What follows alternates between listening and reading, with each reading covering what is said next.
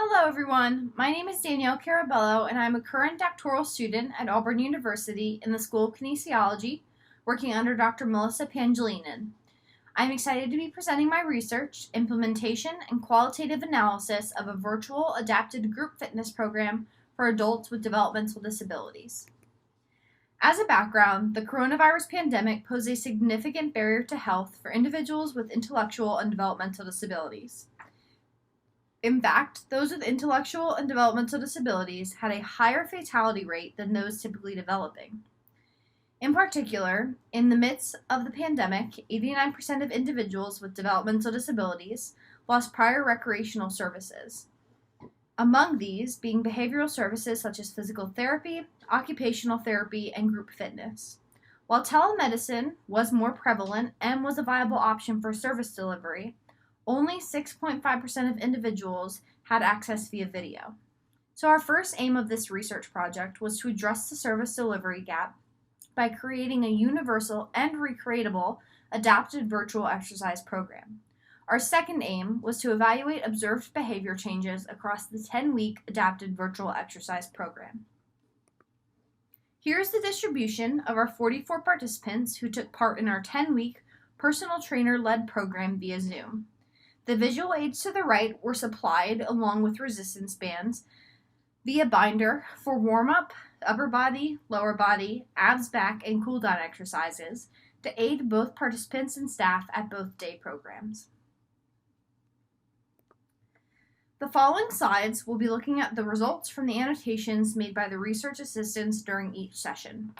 Research assistants were instructed to comment on if the participant was on task or off task, if they were excited to participate and self-motivated, or if they needed motivation from staff, if they required higher or lower modifications, if they had correct form or biomechanics, and if they needed assistance to complete the exercise.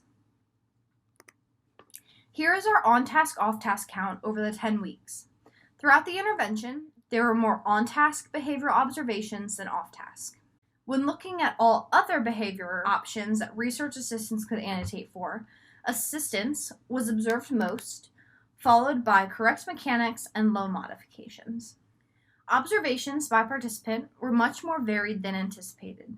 A major part of this may be due to attendance being so variable in the midst of the pandemic beyond the usual attendance variability.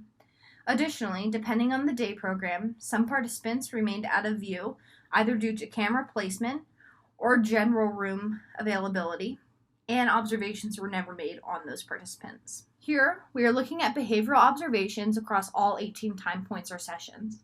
As a whole, there are no real clear trends. However, over time, less observations were made than what was initially started with.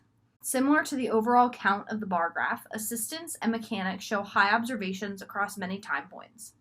One thing to note is that assistants observations dropped after session 8, and saw a rise again at session 16 when new exercises and high modifications were introduced.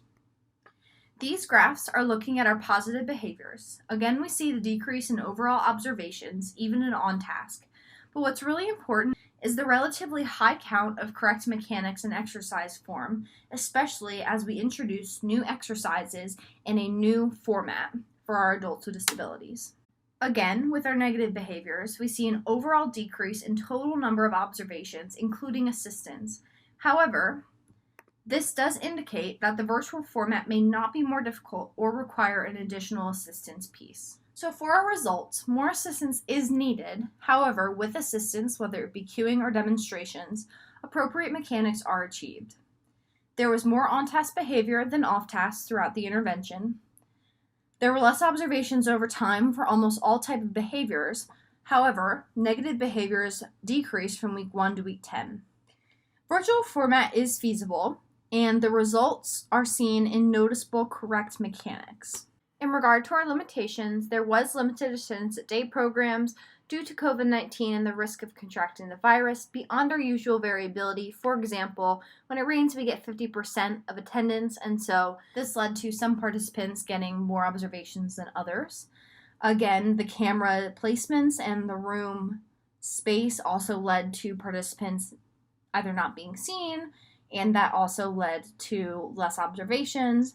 And our undergraduate research assistants may have had potential bias and subjective annotations into where they were drawn to and who they were drawn to because they've worked with this group before, and so that may again have led to our participant variability in terms of the number of observations per participant.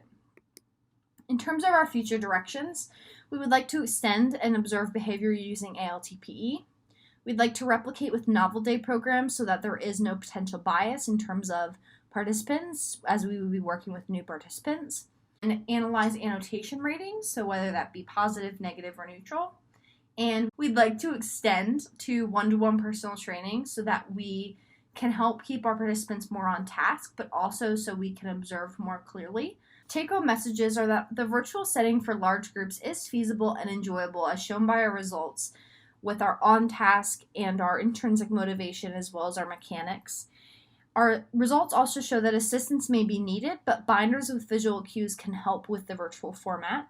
And our next steps really can be a one-to-one personal training via Zoom, which is where our lab is taking this project and moving it forward.